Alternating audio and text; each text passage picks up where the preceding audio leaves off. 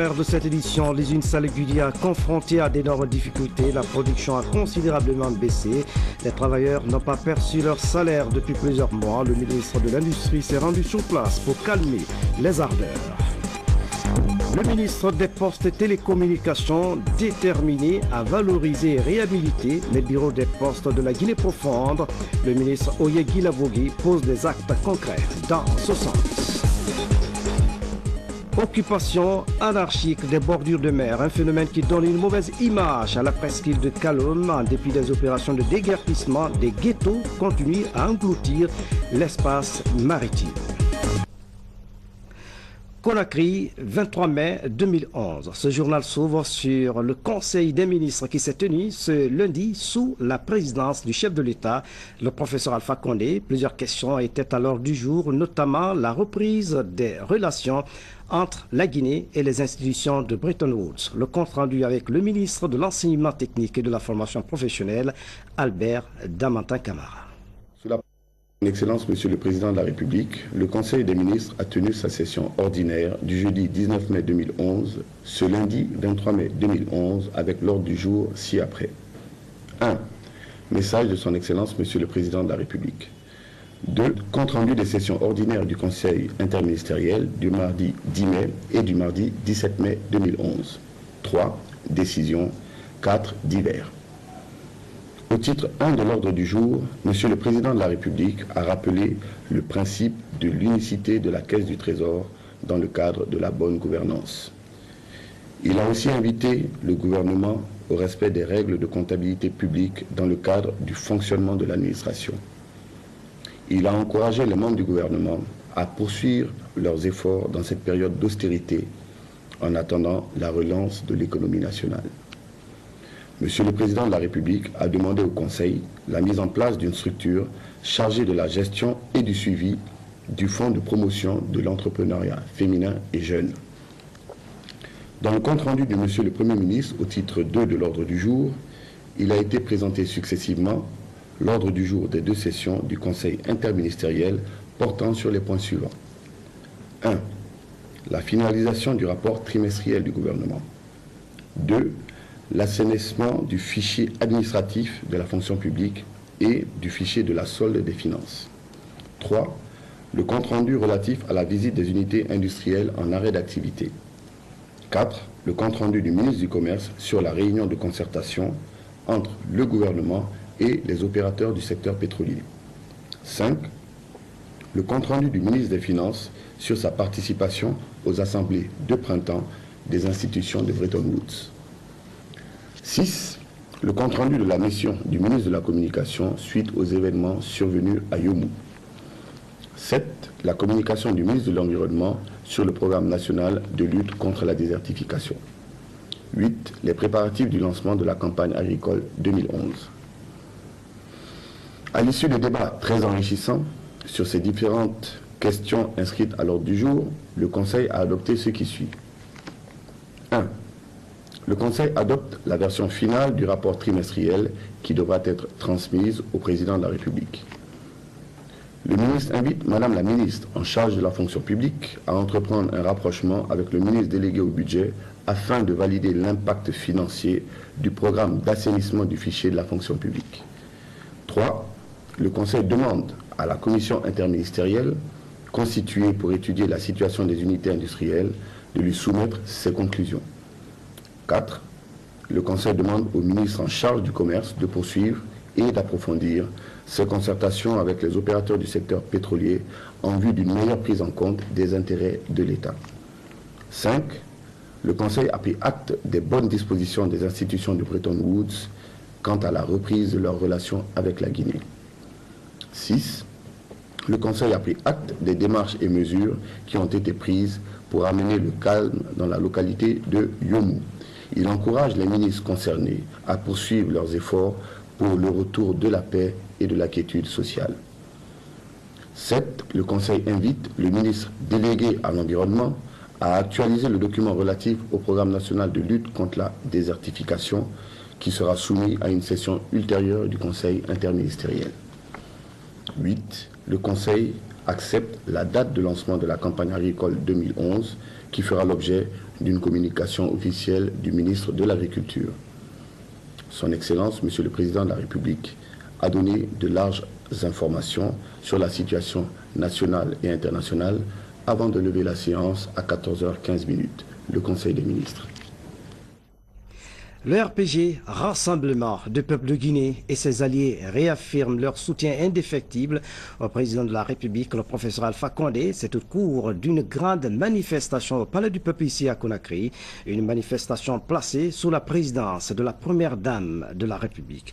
Adama Mengasouba était de la partie. 17 mai 1991, 17 mai 2011, il y a 22 ans que le président du RPG foulait le sol de sa Guinée natale pour forcer les portes fermées de la démocratie. Le professeur Alpha Condé débarquait à l'aéroport Conakry-Bessia comme il l'avait annoncé malgré les dangers de cette décision téméraire. Ce fut une journée très mouvementée, mais le professeur était là. Depuis a commencé une lutte de longue haleine qui s'est achevée après 19 années de combat politique. Et depuis le 21 décembre 2010, le professeur Alpha Condé est le président de la République de Guinée et de tous les Guinéens. C'est pour marquer cet événement que les militants du Rassemblement du peuple de Guinée se sont mobilisés ce dimanche pour une manifestation du souvenir. C'est vrai, et cette vérité ne s'est jamais démentie. La victoire appartient toujours au peuple qui lutte. Nous avons été le peuple en lutte contre l'injustice, l'exclusion, le mensonge et le déni de justice et de violence. Nous sommes le peuple qui combattra pour son bonheur l'avenir de ses enfants. Dans 10 années, nous écrirons notre histoire, celle du RPG. Elle fut riche, elle fut pleine.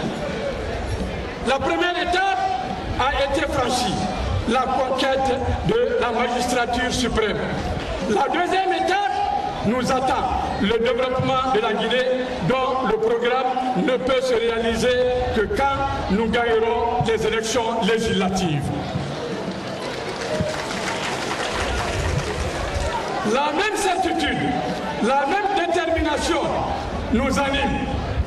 Nous réussirons ce nouveau challenge avec le professeur Alpha Condé, nouveau président de la République de Guinée.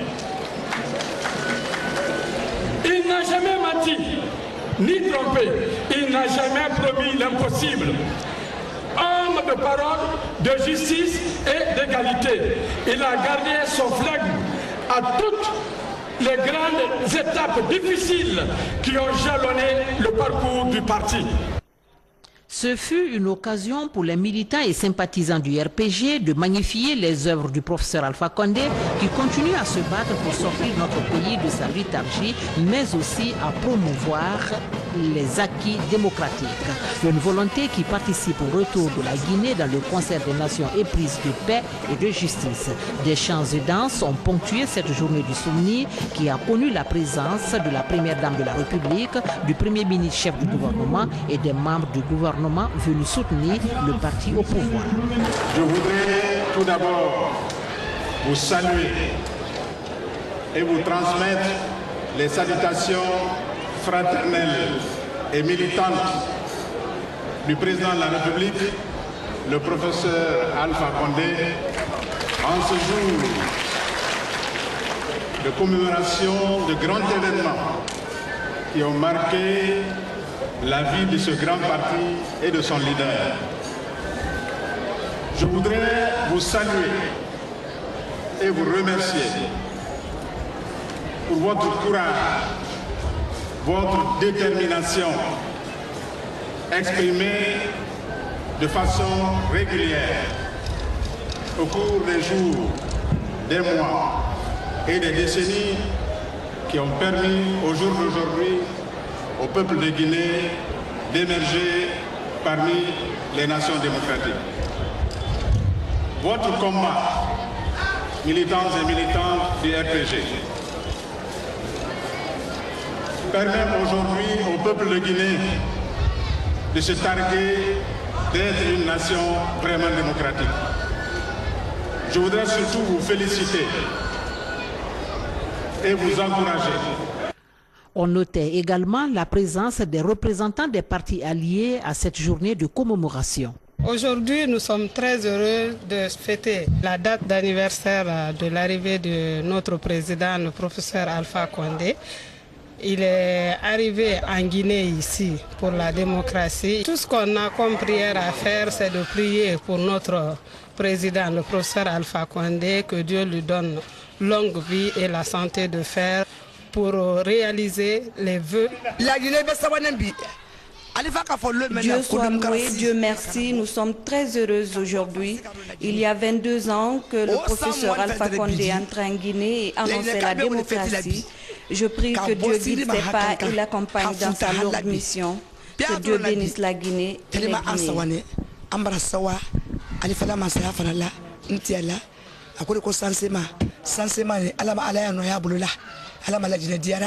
Alama la jine benda alama nkudunyono anna mansake alama sidirama amuso jene konde ay tunyambulu alama keda alama anna jabana diara ala jama be alama betura bulu. Réhabiliter et valoriser la poste guinéenne figure au nombre des priorités du ministre en charge des télécommunications.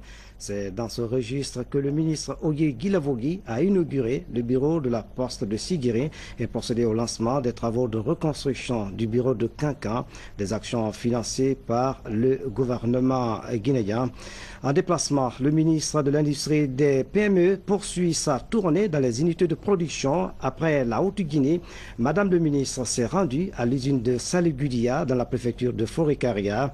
Cette unité industrielle se trouve aujourd'hui confrontée à la mauvaise gestion. Les travailleurs n'ont pas perçu leur salaire depuis plusieurs mois. Le point avec Ablay Diallo. Malgré les 65 hectares de sol arrachés et les 15 hectares de sol en végétation pour la culture d'ananas, l'usine des jus d'ananas de Salguidia, comme la plupart des unités industrielles du pays, n'est pas opérationnelle. Et pour cause, le manque de moyens matériels et financiers. À cela s'ajoute la non-compréhension entre les employés et la direction générale, nous confient certains travailleurs de l'usine. Justement, c'est pour identifier et examiner toutes ces difficultés que la ministre de l'Industrie et des PME s'est rendue sur les lieux. Des difficultés qui ont d'ailleurs conduit ces ouvriers à une menace de grève, et ce, après plusieurs autres revendications sans succès. Aujourd'hui, ces travailleurs se disent fatigués de la mauvaise gestion des affaires au sein de cette unité industrielle. Nous leur demandons une révision du contrat ou de partenariat avec les Libyens qui sont là. Les 4 Libyens qui sont là nous maltraitent, nous prennent pour des esclaves. Ils ne savent pas gérer, ils n'ont pas de considération pour les travailleurs de Salguidia. Donc nous voudrions que Madame la ministre prenne acte pour cela et que des discussions immédiates soient prises à cet effet. Pour la direction générale pilotée par la société Laïco, la présence de la délégation rassure de la bonne relation de coopération qui a toujours existé entre la Guinée et la Libye. On les a donné des informations concernant la société et les problèmes de travailleurs aussi. On la remercie beaucoup. Après avoir écouté les explications des uns et des autres, Hadjara Matoulaye Bad s'est dit très touché. C'est pour cette raison que je me suis précipitée pour venir sur les lieux. Et j'ai parlé aux travailleurs. Je leur ai dit qu'en tant que citoyens guinéens, ils doivent toujours montrer cet esprit d'hospitalité que tout le monde connaît à la Guinée. Donc je pense que la promesse a été faite de leur côté qu'ils ne le feront plus. Naturellement, ça se comprend. Comme je dis, ventre vide n'a point d'oreille.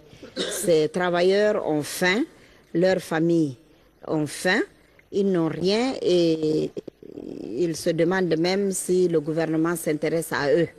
Par ailleurs, les travailleurs fondent l'espoir sur le gouvernement de la Troisième République pour mettre fin aux différents problèmes qui secouent cette usine de Salguidia. fruit de la coopération guinéo-libyenne. Un séminaire gouvernemental sur la propriété intellectuelle s'est tenu ce lundi à Conakry. Il est organisé par l'OAMPI avec l'appui du gouvernement guinéen.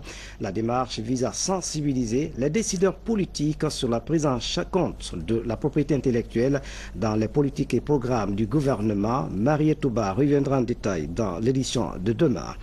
Je vous le disais tantôt, réhabiliter, valoriser, la poste guinéenne figure au nombre des priorités du ministre en charge des télécommunications. C'est dans ce registre que le ministre Oyegui Lavogui a inauguré le bureau de la poste de Sigiri et procédé au lancement des travaux de reconstruction du bureau de Kankan, des actions financées par le gouvernement guinéen. Safiatou Kondé signe ce reportage. Pour redonner un souffle nouveau aux différentes postes de la Guinée, le ministère des Postes et Télécommunications a procédé à la pose de la première pierre des travaux de restauration de la recette principale de Kankan. Travaux qui prendront en compte la rénovation de toutes les installations ainsi que la formation des agents. Réhabiliter l'OPG de Kankan va à coup sûr désenclaver le système de fonctionnement de la poste de Kerouane, Kouroussa et Mandiana qui se trouve aujourd'hui dans un état de délabrement. Cette architecture du colonisateur donnait aux exploitants une image de prestige, un beau à vivre, mais il y a des décennies, elle a perdu sa valeur faute de moyens d'entretien. Nous, travailleuses et travailleurs de l'EPG, saluons votre politique et votre implication personnelle pour redorer les édifices postaux du pays. Nous avons pu réaliser à ce jour les travaux de restauration des 3 premiers bureaux de 4 bureaux principaux cités, notamment les bureaux de Kindia, Labé et Zérekoré, en plus d'autres recettes principales et satellites tels que Mamou, Fria et Sigiri. Cet autre établissement postal flambant neuf est celui de Sigiri. Il comporte 3 bureaux, un guichet, 2 salles d'attente et des latrines. Entièrement rénové par l'État guinéen, l'office de poste de Sigiri va désormais recevoir des colis de tout genre et à destination diverses.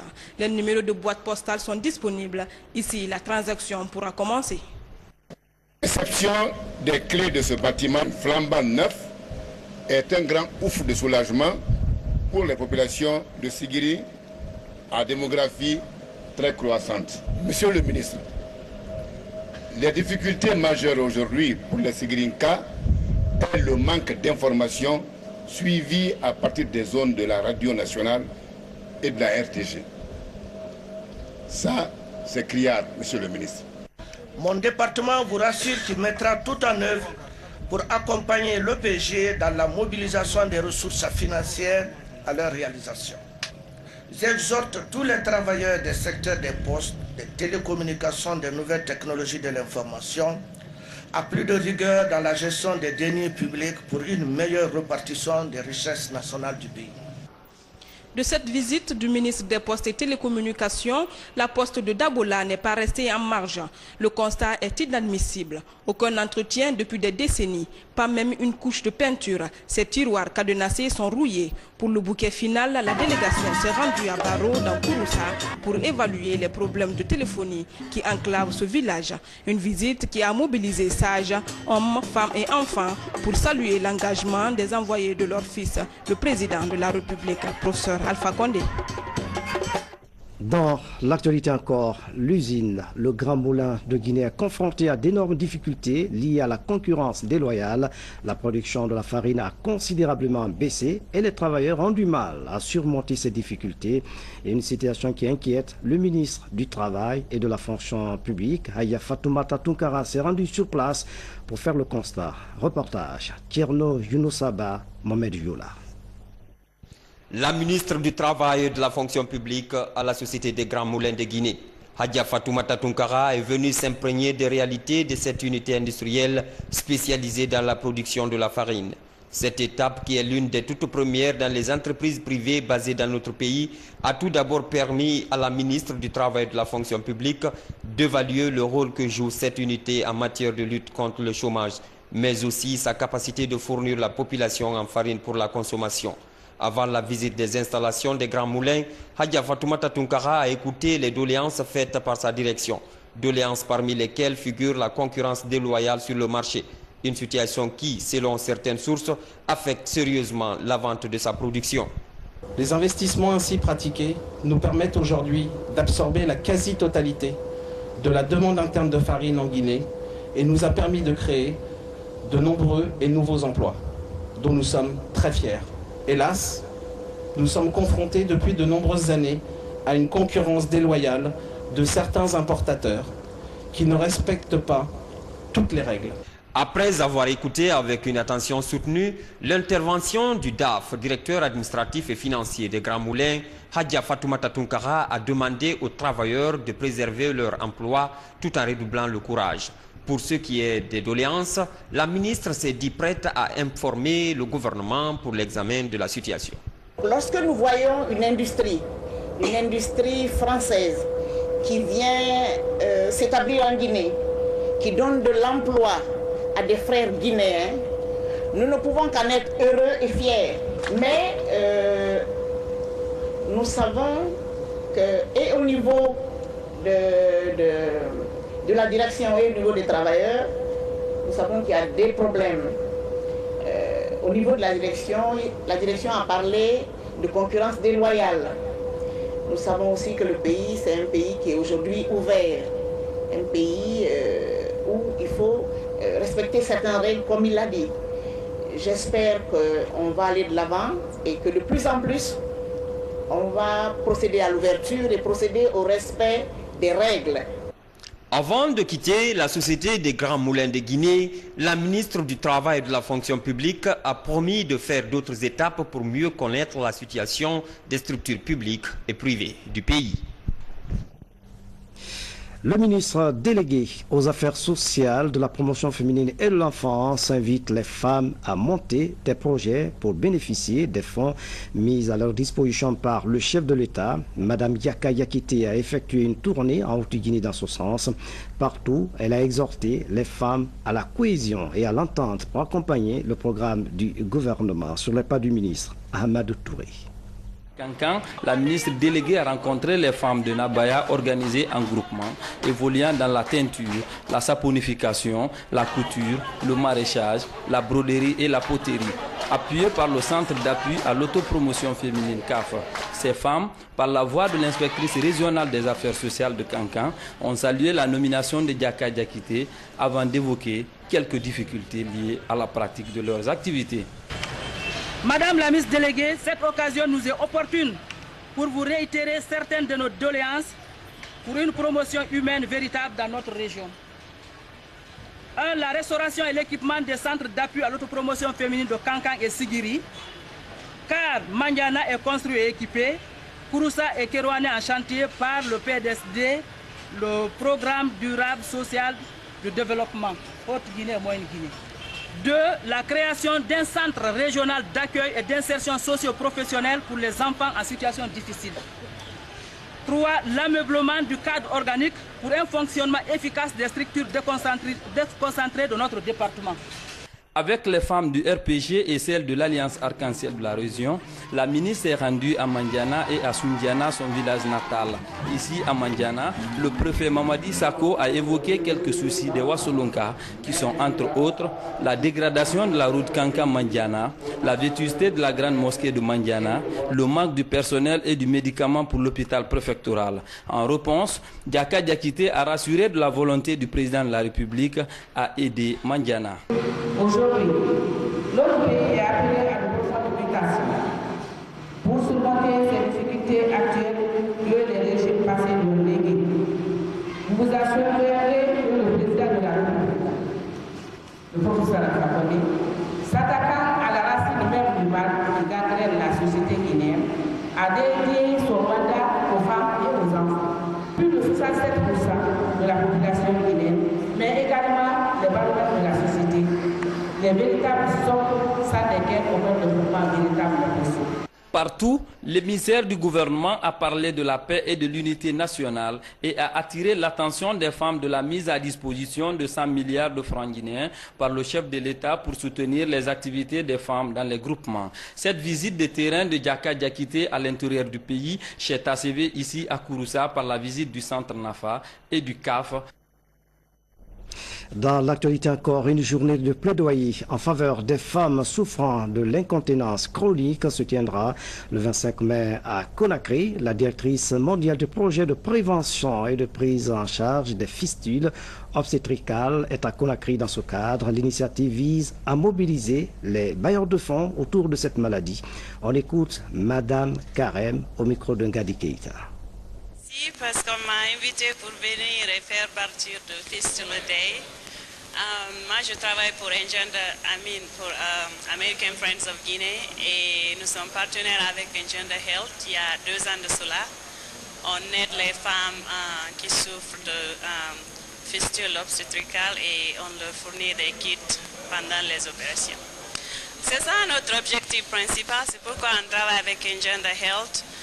C'est pour pouvoir les aider et traiter cette condition et puis aussi les aider peut-être après ça à sortir de la pauvreté et continuer à vivre une vie normale comme toute une femme. Ce qu'on a fait cette année, en collaboration avec Engender Health, on a renouvelé la maison d'accueil à Jean-Paul II pour les femmes qui viennent de l'extérieur de Conakry pour qu'ils aient quelque part où rester. Et je suis là principalement pour inaugurer cette maison. Je suis ici pour participer dans la journée des fistules. C'est important pour les femmes de Guinée. C'est important pour la prévention du fistule. C'est aussi important pour le traitement. Et nous avons travaillé avec 3 sites ici à Guinée, en Kissidougou, en La Baie et aussi à Jean-Paul II, ici à Conakry. Le projet Fistula Care en Guinée a 4 composantes. La composante traitement, elle vient d'en parler. Il y a une composante prévention des fistules, une composante réintégration des femmes et une composante gouvernance démocratique locale. C'est un projet multisectoriel et intégré. Voilà, la journée de plaidoyer en faveur des fistules obstétricales se tiendra donc le 25 mai à Conakry. Renforcement de la coopération entre l'Union fédérale française des anciens combattants et celle de Guinée. La mission a offert une infirmerie aux anciens combattants et victimes de guerre de notre pays, signe de bon partenariat. Sergent Sanakaba Kamara. Le vice-président de l'Union fédérale des associations françaises d'anciens combattants et victimes de guerre est depuis le mercredi dans notre capitale. Dr Jacques Barthe et son épouse étaient ce jeudi à la direction générale de la pension militaire et des anciens combattants de Guinée. Dr Barthe a visité la structure sanitaire réalisée par son institution pour le traitement des anciens combattants et victimes de guerre de notre pays. Une visite hautement appréciée par le médecin-chef du centre. L'honneur revient à nous de vous signaler que nous recevons tous les matériels et médicaments destinés à l'infirmerie des anciens combattants à travers l'ambassade de France et la direction générale des pensions militaires et anciens combattants. Ce n'est pas moi qui suis présent ici, c'est toute l'Union fédérale. Et cette Union fédérale qui a un journal qui est distribué à 55 000 exemplaires en France. Et c'est chaque ancien combattant de notre Union fédérale qui sera au courant de ce qu'il existe ici et de ces liens privilégiés que nous avons su instaurer entre la France et les anciens combattants guinéens ayant combattu pour la France et leurs familles. Je suis très ému parce que c'est mon premier séjour en Afrique noire. Et je vous le dis du fond du cœur, ça me touche beaucoup. En ce qui concerne le fonctionnement de ce dispensaire, je suis très touché de voir qu'il est comme en 2005, tel que je l'ai vu dans les photos de 2005. Son état d'entretien, de propreté, est tout à fait remarquable. Et ça, j'en félicite bien sûr et j'en remercie le personnel ici présent. J'ai déjà du matériel en France, à Paris et dans le nord de la France, du matériel qui vous est destiné, et du beau matériel qui vous est destiné. La difficulté, c'est de le faire parvenir. Le directeur général de la pension militaire et des anciens combattants de Guinée, après avoir loué les efforts de l'Union française dans l'amélioration des conditions de vie des anciens combattants et victimes de guerre, a émis d'autres souhaits. L'acquisition de la Convention au profit des anciens combattants et victimes de guerre de Guinée, un recensement général des anciens combattants était déjà fait et transmis en France par la Direction générale des pensions militaires et anciens combattants. 2. Du déblocage des dossiers des anciens combattants titulaires de brevets mais ne percevant pas de pension. 3. Du déblocage à La Rochelle de près de 160 dossiers en souffrance depuis des années. 4. De la correction de l'injustice envers les anciens combattants guinéens qui, contrairement à leurs confrères des autres anciennes colonies françaises, ne sont jamais invités à la fête du 14 juillet en France. L'Union fédérale des associations françaises d'anciens combattants est connue du monde combattant par ses œuvres au service de la paix, de la solidarité et de la fraternité entre les peuples. Son engagement au service des anciens combattants et des victimes de guerre de toutes les générations du feu est illustratif et sa devise « Servir sans se servir ni s'asservir ». L'autre temps fort de cette édition, occupation anarchique des bordures de mer, donne une mauvaise image à la presqu'île de Kaloum. Le gouverneur de la ville de Conakry a lancé une grande opération de déguerpissement. Les alentours du port de pêche de Temenataï ont été dégagés, vous le savez déjà. Mais en dépit de cette action, des ghettos sur pilotis très insalubres continuent à engloutir l'espace maritime. Fodé Camara, des petits villages de pêcheurs naissent à Conakry. Reportage.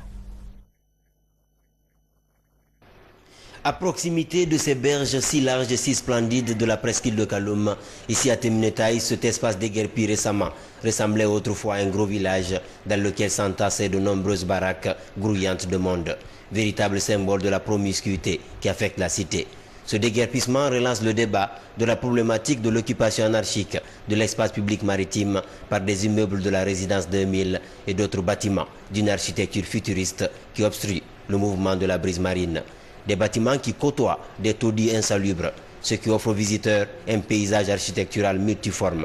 En Guinée, le domaine public maritime et le patrimoine bâti public sont des lieux de libertinage où l'on échappe aux contraintes que tout milieu urbain organisé devrait imposer à ses habitants.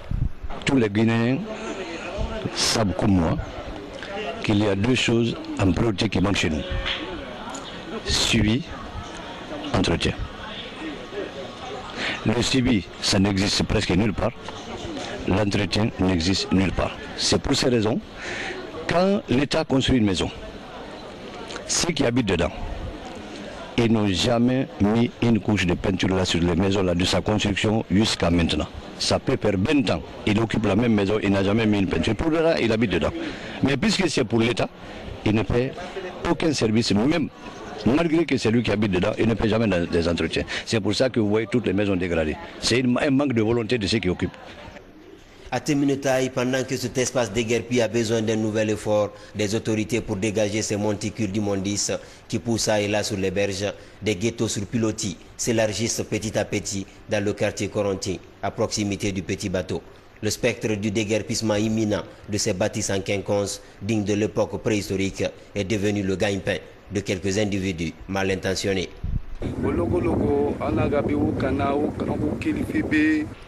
Chaque jour que Dieu fait, le chef de poste nous retire 5 000 ou 10 000 francs guinéens pour donner aux autorités pour ne pas que nous quittions ces lieux et nous obéissons.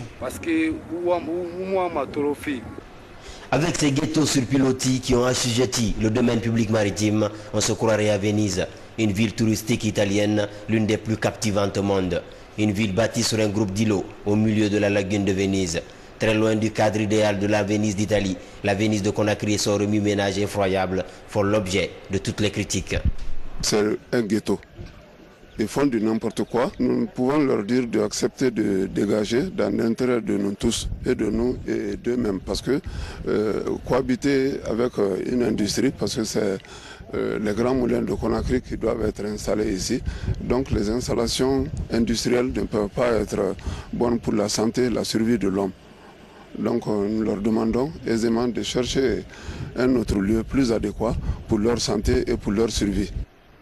À côté de ces ghettos sur pilotis, des travaux de remblayage de la Société des Grands Moulins de Guinée ont déjà englouti 50 000 m² de l'espace public maritime. Ces gros blocs de pierre s'apprêtent aussi à contrecarrer la mer pour l'installation des silos et la construction d'une usine de transformation du blé en farine.